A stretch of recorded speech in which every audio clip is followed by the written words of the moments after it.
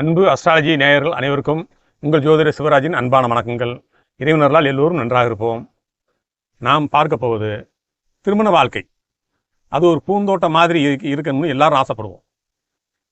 அங்கே ஒரு ஞானம் நிறைந்த வழிகாட்டியாக இருப்பாரா கணவனோர மனைவியோ, கடமையை சொல்லி கொடுக்கின்ற கண்டிப்பான ஆசிரியராக இருப்பாரா, இல்லை கலகலப்பாக பேசுகிற ஒரு நண்பராக இருப்பாரா நம்மளுக்கு வரக்கூடிய கணவன் மனைவி? அப்போ இது எப்படி நம்ம கண்டுபிடிக்கிறது? இப்போ அதை பற்றி நம்ம பார்க்க போகிறோம். இதை முடிவு பண்ணுறது உங்கள் ஜாதகத்தில் இருக்கும் 7ஆம் பாவ உபநட்சத்திரம். இவர் உபநட்சத்திரம் சொல்கிறாரு.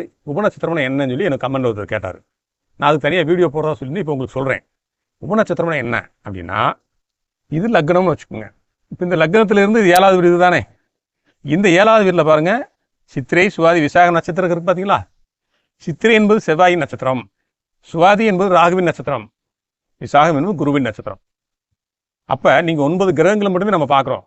கிரகங்களுக்கு பின்னாடி ஒளிஞ்சிட்டு இருக்க அந்த நட்சத்திரத்தை யாருமே பார்க்கறது இல்லைங்க. நட்சத்திரந்தே கிரகங்களை இயக்குது. அதனால இந்த சித்திரை சுவாதி விசாகம் என்பது நம்மளுக்கு ஆரம்பத்தில் இது திசையாகவும், இதுல இருந்து சித்திரை சுவாதி விசாகம் உபநட்சத்திரமாக வருது பார்த்தீங்களா. 5 உபநட்சத்திரம், 9 உபநட்சத்திரம், 7 உபநட்சத்திரம், இது புத்தி. அப்ப நீங்க லக்ன புள்ளி ஆரம்பிக்கிறதுல இருந்து எந்த நட்சத்திரத்தில் இருக்கோ அந்த நட்சத்திரத்துல இருந்து இங்க வந்து பார்த்தா எந்த டயத்துல 2 மணி நேரத்துல நீங்க 7 மணிக்கு இந்த ஆரம்பிக்குதுன்னா, இந்த லக்னம் 7ஆம் பாட்டு புள்ளி ஆரம்பிக்குதுன்னா, நீங்கள் 7:30க்கு பிறந்திருந்தீங்கன்னா உங்களுக்கு வந்து சுவாதி நட்சத்திரத்தில் ஒரு கேதுவோட உபநட்சத்திரம் பிறந்திருப்பீங்களா இல்லையா. இப்போ சுவாதி நட்சத்திரம் திசையாகும், கேது என்பது உபநட்சத்திரம். உபநட்சத்திரம் என்பது புத்தி. அப்போ திசை புத்தி என்ன சொல்லுதோ அதான் நம்ம வாழ்க்கையில் நாங்கள் ஜாதகம் பார்த்து சொல்கிறோம். உங்களுக்கு உங்கள் வாழ்க்கை எப்படி இருக்கும்? இப்போ நீங்கள் ஒரு தொழில் செய்யலாம் கேட்குறீங்க. அப்போ உங்களுக்கு திசையும் புத்தியும் நீங்கள் தொழில் செய்கிறதுக்கு சாதகமாக இருக்கா, அது உங்களுக்கு தொழில் செய்கிறதுக்கான வழிகாட்டியாக இருக்கா, இல்லாட்டி பாதகமாக இருக்குன்னு பார்க்குறது ஜோதிடம். அந்த வகையில் வீடியோ கடைசி வரைக்கும் பாருங்கள். உங்களுக்கு இந்த 7ஆம் வீட்டில் இருக்க கிரகம், லக்னத்தில் இருக்கிற கிரகத்தை பற்றி உங்களுக்கு ஒரு ரகசியத்தை சொல்கிறேன். இப்போ இந்த 7ஆம் பாவ உபநட்சத்திரத்தை பற்றி பார்ப்போம். இன்றைக்கி நம்ம ரொம்ப முக்கியமான 3 கிரகங்களை பற்றி பார்க்க போகிறோம் நண்பர்களே. அதாவது தெய்வீக வழிகாட்டியான குரு பகவானையும், கர்ம வினைகளுக்கு ஏற்ப பலன் தரும் நேர்மையான சனி பகவானையும், அறிவாற்றலும் சமயோஜித புத்தியும் கொண்ட புதன் பகவானையும் பார்ப்போம். இதற்கு முன்பு போட்ட வீடியோவில் மற்ற கிரகங்களை பற்றி போட்டாச்சு. இப்போ இந்த 3 கிரகங்களை பற்றி பார்ப்போம். இப்போ உங்கள் 7ஆம் வீட்டு உபநட்சத்திரம் வந்தால் உங்கள் வாழ்க்கை துணை எப்படி இருப்பாங்க, உங்கள் பார்ட்னர்ஷிப் தொழில் எப்படி இருக்கும், நீங்கள் சந்திக்கிற வாடிக்கையாளர் உங்ககிட்ட எதை எதிர்பார்ப்பாங்க, அதை பற்றி பார்ப்போம். கேபி அஸ்ட்ராலஜி முறையில் எந்த ஒளிமறைவும் இல்லாத ஒரு ரகசியமான உண்மைகள் இந்த வீடியோவில் நான் பார்க்க போகிறோம் நண்பர்களே. வீடியோவை முழுசாக பாருங்கள். அப்போ தான் உங்களுக்கு வாழ்க்கையில் நடக்கிற பல விஷயங்களுக்கு உங்களுக்கு பதிலும் கிடைக்கும். ஏன்னா தாய்க்கு பின் தாரம், அதை செலக்ட் பண்ணுறது நம்ம கையில் இல்லை. நம்ம 7ஆம் பாவம் உபநட்சத்திரம் நீங்கள் பிறக்கும்போது எப்படி இருக்கோ அதை பொறுத்தே உங்களுக்கு வரக்கூடிய மனை அமையும். நம்ம 1000 ஜோதிடர்கிட்ட பார்த்தாலும் அதுதான் அமையும். அது எந்த மாற்றமும் இல்லை. அது என்னன்னு கண்டுபிடிக்கிறதுக்கு தாங்க நாங்கள் படிச்சிருக்கோம். சரி பாருங்க, வீடியோ போகலாம். 7ஆம் வீட்டில் ராகு, கேது, சனி, செவ்வாய் போன்ற கிரகங்கள் இருந்தால் அது எப்படி உங்களுக்கு பலன் தரும்ன்றது கடைசியாக நான் சொல்கிறேன். இப்போ குரு பகவானை பற்றி பார்ப்போம். 7ஆம் வீட்டு உபநட்சத்திரமாக குரு பகவான் அமைந்தால் கணவன் அல்லது மனைவி தெய்வீக தோற்றம் உள்ளதாக இருப்பார்கள். அமையக்கூடிய வாழ்க்கை துணை மிகவும் நேர்மையும் ஒழுக்கமும் சமுதாயத்தில் உயர்ந்த அந்தஸ்து கொண்டவராக இருப்பார். உங்கள் துணை ஒரு ஆசிரியர் போலவோ அல்லது ஒரு சிறந்த வழிகாட்டியாக உங்களுக்கு அமைவார். ஆன்மீக நாட்டம் அதிகமாக இருக்கும். தம்பதிகளுக்கு இடையே பரஸ்பர மரியாதையும் விட்டுக் கொடுக்கும் மனப்பான்மையும் இயற்கையிலே இருக்கும். உங்கள் பார்ட்னர்கள் மிகவும் நாணயமானவர்களாக இருப்பார்கள். சட்டத்திற்கு புறம்பான விஷயங்களில் ஈடுபட மாட்டார்கள். கல்வி நிறுவனங்கள், ஆன்மீக பணிகள், சட்ட ஆலோசனை மற்றும் நிதி மேலாண்மை சார்ந்த தொழில்கள் இவர்களுக்கு பெரும்பாலும் புகழை தரும். தொழிலில் சிறிய அளவில் தொடங்கினாலும் குருவின் அருளால் அது படிப்படியாக பிரம்மாண்டமாக விரிவடையும். உங்களை சந்திப்பவர்கள் மற்றும் வாடிக்கையாளர்கள் உங்களிடம் நேர்மையாகவும் உண்மையாகவும் இருக்க வேண்டும் என்று நினைப்பார்கள். குரு அல்லையா. வங்கி மற்றும் அரசு அதிகாரிகள் உதவி உங்களுக்கு எளிதாக கிடைக்கும். ஒரு நல்ல குரு கிடைச்சா வாழ்க்கை எப்படி மாறுமோ அப்படி உங்கள் வாழ்க்கை துணையின் மூலம் உங்கள் அந்தஸ்து அருமையாக உறையும். சூப்பராக முன்னேற்றம் இருக்கும். வாழ்க்கை துணை மிகுந்த அமைதியோடும் பொறுமையோடும் இருப்பார். குரு என்பதால் எதையும் நிதானமாக சிந்தித்து செயல்படும் குணம் அவரிடம் இருக்கும். சகிப்புத்தன்மை அவர்களின் பெரிய பலம். இப்போ நான் குருவை பற்றி சொல்லிட்டு இருக்கும்போது நீங்கள் 7ஆவது வீட்டில் குரு இருக்குன்னு பார்க்கக்கூடாது. அதுக்கு இப்போ நான் மெயினாக இந்த வீடியோ போடுறேன். குடும்பத்தில் வரும் சிறு சிறு பிரச்சனைகளுக்கு கூட தன் அன்பால் சரி செய்யும் வித்தியை அவர்களுக்கு தெரியும். ஆன்மீக பெரியவர்கள், நேர்மையான அதிகாரிகள் மற்றும் கற்றறிந்த மேதைகள் தொடர்பு உங்களுக்கு தொழில் ரீதியாக கிடைக்கும். இப்படி ஒரு குரு பகவானுடைய உபநட்சத்திரமா அமைஞ்சா இதெல்லாம் அமையும். இப்போ எப்படிங்க இப்போ நீங்கள் இந்த மேச லக்னம்னு வச்சுக்குருவோம், இதுதானே 7வது வீடு. இந்த 7வது இருக்க நட்சத்திர பூரா இங்கே எழுதிருக்க பார்த்தீங்களா? இப்போ இந்த குருவோட நட்சத்திரம் இங்கே இருக்கா? சித்திரை நட்சத்திரத்தில் இங்கே இல்லை. சுவாதி நட்சத்திரத்தில் குருவோட உபநட்சத்திரம் இருக்கா? விசாக நட்சத்திரம் இதில் வந்து குருவோட உபநட்சத்திரம் இருக்கா? அப்போ இந்த 2 குருவோட உபநட்சத்திரத்தில் நீங்கள் 7ஆம் பாவ உபநட்சத்திரம் அமைஞ்சுன்னா இப்போ நான் சொன்னது பூரா வரக்கூடிய மனைவி இருக்கும், எந்த மாற்றமும் இல்லை. இப்போ அடுத்து நம்ம சனி பகவானுக்கு போவோம். சனி பகவான் 7ஆம் பாவ உபநட்சத்திரமாக இருந்தால் வரும் கணவன் மனைவி ஒரு சிறு வயதான தோற்றமுடையவராக இருப்பார்கள். பார்க்கறது கொஞ்சம் வயது முதிர்ந்தது போல் தோற்றம் தரிப்பார்கள். எதையுமே யோசித்து முடிவெடுக்கும் குணம் அவரிடம் இருக்கும்.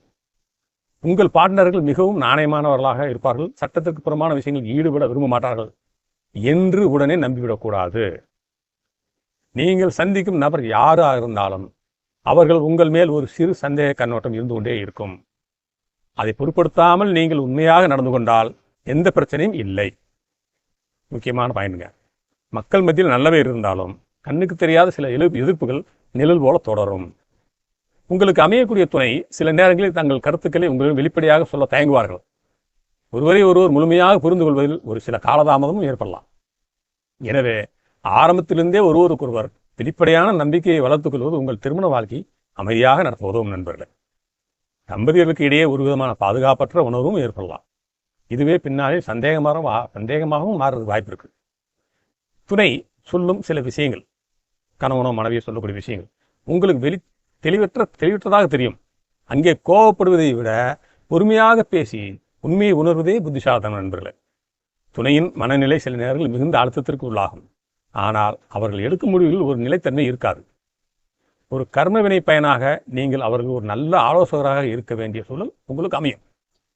கூட்டு தொழிலில் ஈடுபடும் போது வார்த்தைகளை விட எழுத்துப்பூர்வமான ஒப்பந்தங்கள் முக்கியத்துவம் கொடுக்க வேண்டும். ஏனோதானும் நம்பி நம்ம ஒரு வேலை செஞ்சிடக்கூடாது, ஒரு கையெழுத்து போட்டக்கூடாது. எல்லோரையும் உடனே நம்புவதை விட கணக்கு வழக்கில் நேர்மையாக இருப்பது உங்களை பாதிப்பிலிருந்து காப்பாற்றும் நண்பர்களே. இதுதான் சனி பகவானுடைய உபநட்சத்திரத்துடைய தன்மை.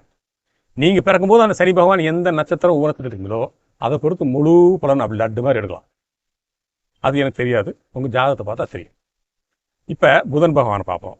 புதன் 7ஆம் பாவத்திற்கு உபநட்சத்திரமாக இருந்தால், இப்போ இது லக்னம், இது 7வது வீடு, இந்த உபநட்சத்திரம், இதில் இங்கே புதன் இருக்காரு, இங்கேயும் புதன் இருக்காரு, இங்கேயும் புதன் இருக்காரு. இந்த 3 நட்சத்திரத்தையும் புதன் உபநட்சத்திரம் இருக்குது. அதில் ஏதாவது ஒரு நட்சத்திரத்தில் தான் நீங்கள் புதன் உபநட்சத்திரம் நீங்கள் பிறப்பீங்க. நீங்கள் இப்போ லக்ன புள்ளியிலிருந்து 7வது வீடு அமையும். அப்போ கணவன் அல்லது மனைவி இளமையான தோற்றத்தில் இருப்பார்கள். அமையக்கூடிய வாழ்க்கை துணை மிகவும் கலகலப்பாக பேச்சில் நகைச்சுவை கலந்தவராகவும் இருப்பார்கள்.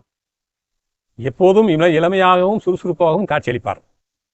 ஒரு சிறந்த ஆலோசகராகவும் தர்க்க ரீதியாக சிந்திக்கும் திறன் கொண்டவராகவும் இருப்பார். உங்களுக்கு ஒரு நல்ல நண்பர் போல் திகழ்வார்.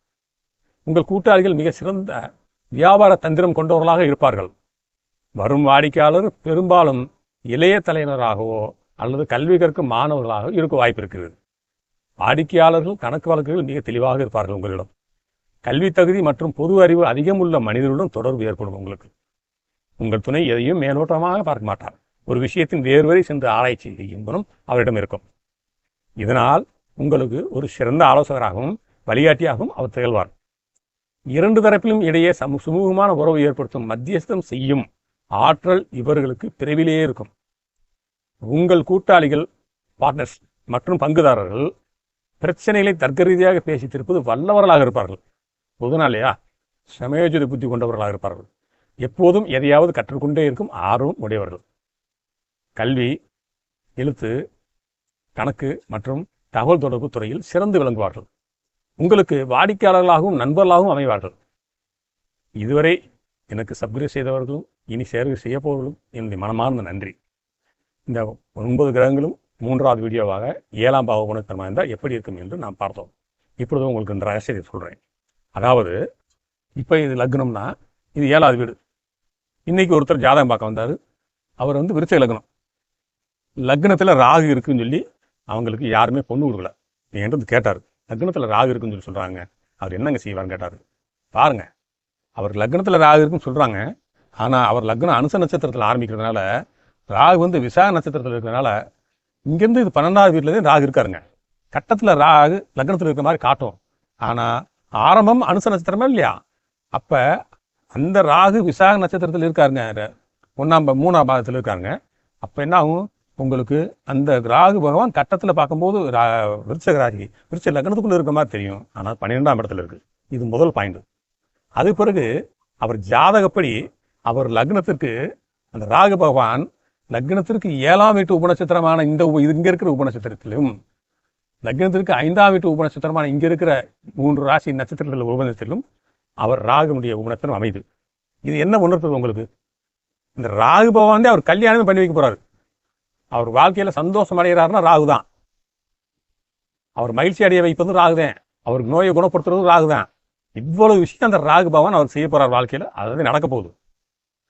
ஏன் கல்யாணம் தாமதமாகும் கேட்டாங்க. அவருக்கு நான் சொல்லி அனுப்பிச்சு விட்டேன்.